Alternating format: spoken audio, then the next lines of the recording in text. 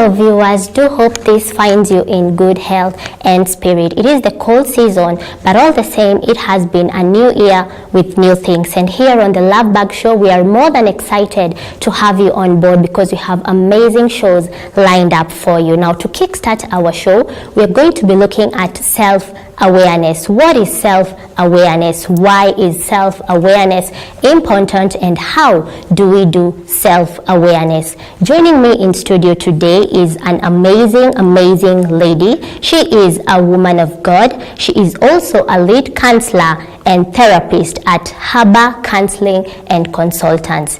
She is none other than Counsellor Grace Kariuki NDERITU. She's known for her amazing input in the world of marriage and relationships. Thank you so much, ma'am, for joining us today in studio. It is my great pleasure to be here today. Okay. Yes. Yeah, so today we want to talk about self-awareness. Please tell us, what is self-awareness? All right. Self-awareness, just like it sounds, is actually becoming more aware of who you are. Spending some time with yourself, knowing what makes you tick and what touches you deeply, and the things that you cannot stand, the things that you must have in your own life. It is actually understanding your personality traits, how you are with people, how you are with yourself, and how people affect you and how you affect other people. And also, when we think about knowing yourself, is discovering your strengths and areas of growth.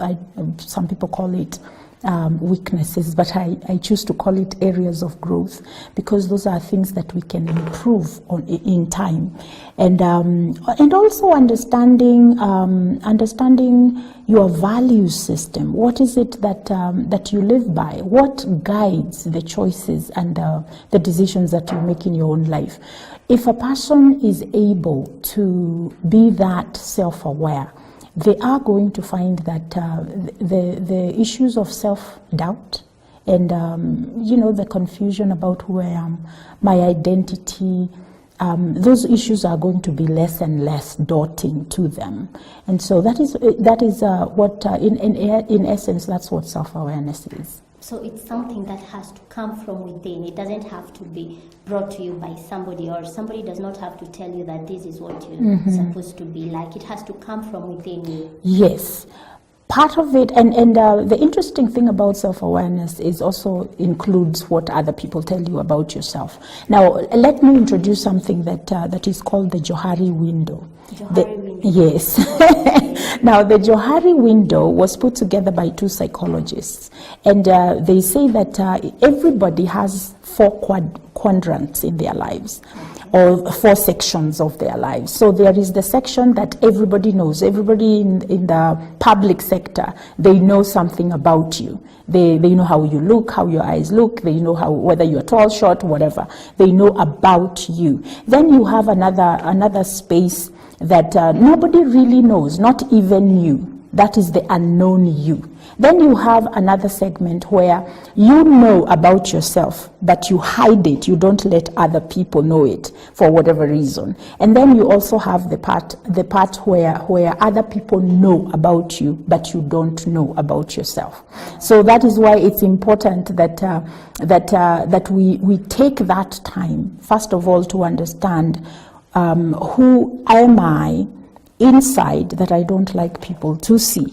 And then we ask others also, what do you see about me? How do you see me? How would you describe me? Because they will tell you things that you didn't know about yourself. I remember earlier in my life, I remember somebody saying to me that, Grace, you have such beautiful eyes. I had never considered my eyes, but he gave me information that I didn't know. So what happened, I went home and I looked in the mirror and I started studying my eyes. Now, over time, I have come to hear more and more people, when we are face to face, they will say stuff like that. So it is important to have this self-awareness be introspective, where I'm thinking about myself, I'm paying attention to how I think and how I am inside, but it is also important for us to receive feedback from other people.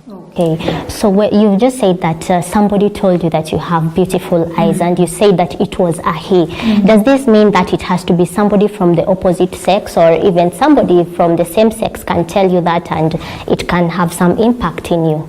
Oh yeah, it can be anyone. It Okay. can be a child, it can be a grown person, it can be an old person, it can be a woman, a man, it can be anybody who is able to give you some feedback about who you are and how they see you. And for us, one of the things now, going through this process of self-awareness, we do need to understand that we need to accept this feedback so that we can look at it, because it doesn't always have to be positive. Somebody can say, hey, now Grace, I have realized that actually you have a bad temper.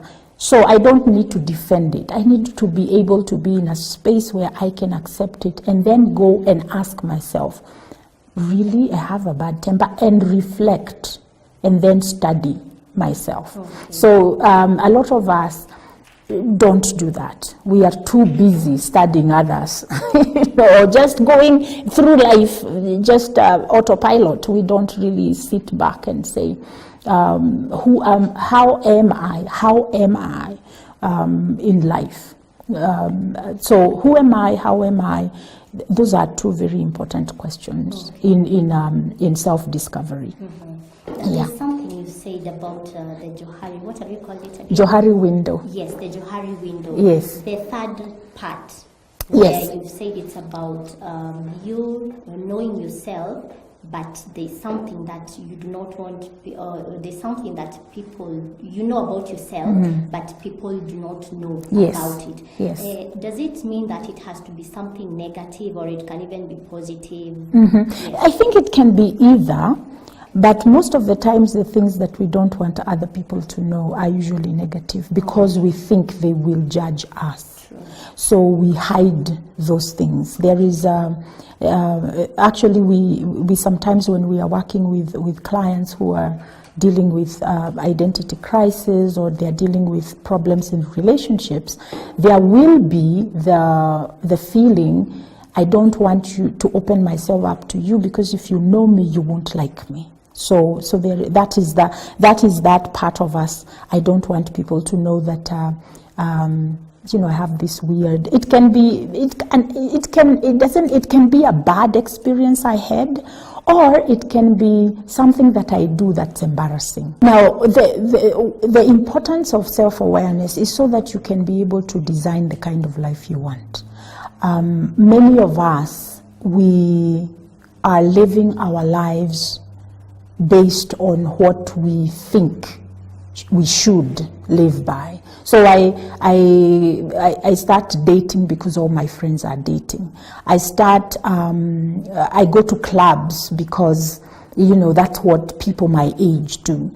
I get married because society is asking me, when are you getting married? When are you getting babies? So we tend to live our lives according to what is expected of us. But deep inside us, we are not happy, or we are not content, we are not satisfied, because our choices, our decisions are really because of what people want us to be, what society is telling us we should be. So when we take time to really get to know us, then we begin to live the life that we desire. We begin to look at, how do I want my life to be? And it's harder. Self-awareness and self-realization, self-discovery is hard, because that means you will have to live, sometimes you may have to do things that people will challenge, or they will go against what the popular culture is expecting of you. And so when that happens, then we have to be strong enough to continue with the path that we see. If you look around, you Google anything to do with personal happiness, and you will see there is a lot of talk about purpose, the things that you are passionate about, and not about making money. For instance, let me give you a good example. You go to high school, your parents pay for you to go to high school, and you finish high school, and you get called to the university, and you did great. And so they call you to go and do medicine, but then you don't want to do medicine. But your parents say, but this is what you have been called to do. Or they tell you that these are the kind of careers that will give you security. But if you don't sit back and ask yourself, is that what I am looking for? Am I looking to go into a job or a career for security purposes? Or am I looking to go into this career or whatever job that I want to do because of other reasons? Because your parents may be looking at financial security, but what are you looking for? What would make you satisfied? What would make you content with your life? So it's important. That is why self-awareness is important, so that early in life you can make the choices that you need to make so that you can reach where you want to go. Now, that does not mean that it is always that you're going to do that. For instance, you finish fourth form, you are coming from a home where it is, you are poor, and though you are the firstborn, and so your parents work hard and they expect you to get a job and help your siblings. So at that point, you may not necessarily be looking at the thing that is going to give you contentment and all that. You are looking your way. You've got to be self-aware that at this period in my life, I need a job so that I can have the finances to help my family. I don't know if that makes sense. But that doesn't mean that at some point in your life, you will not pursue your dream. I say that because that's what happened to me. And I usually say my first job or the jobs that I did earlier in my life, they were to make money. They were to put food on the table and to pay my bills. But then there reached a point in my life when I was able to pursue what I really felt called to do, or what I felt that made sense in my life. So that is why self-awareness is important. Now, did I feel self-aware? No, it was a journey for me because I knew the kind of work I wanted to do. But it wasn't time yet. So I was self-aware. This is where I want to go. But then I am in a transition space, so I never lost the dream that I had. And so when the time was right, I was able to pursue that dream, if that makes sense. There is a term that you have used. You have talked about self-realization, which I think is the simplest term for maybe our viewers out there who do not understand what self-awareness is. So that brings me to asking, how do we do this self-awareness? Is it something that you have to be trained? Is it something that, how do we self-awareness, you don't have to be trained. But you can find a lot of information online on how to do that. There are things that you can do. However, I think even with your children when they are small, you can watch and see how self-aware they are, because they will say no to some things and they will cry for some things. So they already know. You can begin to see that as a human being, we are self-aware already. And so we continue to grow. As we continue to grow, there are things we can't stand and there are things that we really have to have in life. So self-awareness is not like at some point you stop and you start doing it. We do it without even knowing that we are doing it. You are in a relationship with a person, and then somehow you realize, you come to this realization, I'm not getting what I need from this relationship. So you have a realization, this person is sleeping around, or he's drinking, or she is smoking, or whatever it is that they do. They come home late, or they are not giving me enough time. And immediately you say, you have that moment of self-realization that this is not what I want in a relationship. And so what do? You make a move, you do something about it. And so that's self-awareness. But there are people who become self-aware. This is not what I want, but they choose to stay because the other alternative of walking away from that relationship would create an emptiness for them.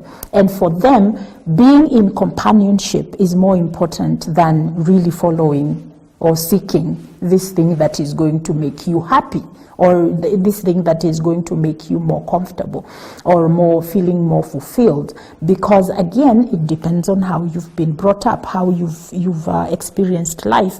And there is a theory that we call the theory of attachment, how you attached to your earlier caregivers, and that sets you up for how you will do relationships in the future. So there are people who are afraid to be alone because they were neglected, and so they don't know how to be alone. Or there are people who are afraid to be alone because they had very involved parents, and so they have never really learned how to be independent. And so they leave home and they have to be connected to someone. They don't have that emotional independence to be on their own. So self-awareness happens a lot in our lives. We just don't recognize it as self-awareness because we are daily. You go to a job and the boss treats you a certain way, and you decide, no, I can't allow someone to treat me that way. So you walk away. You look for another job,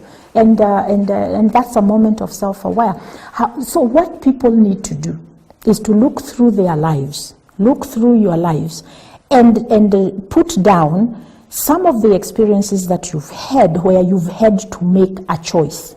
And what drove you to do that? How did you do that? Because now you begin to make a list of things that are important to you. And I think at some point we will talk about those personal values, the things, because you made a choice about a certain thing because of the fact that it wasn't going the way you wanted, or you realized that you needed more. So you write those things down. Then you begin to understand what you are about. Okay. Yeah. Wow, what a lovely, lovely talk by Counsellor Grace Kariuki. But we're going to go on a short break, so don't touch that dial. Keep it Champions TV.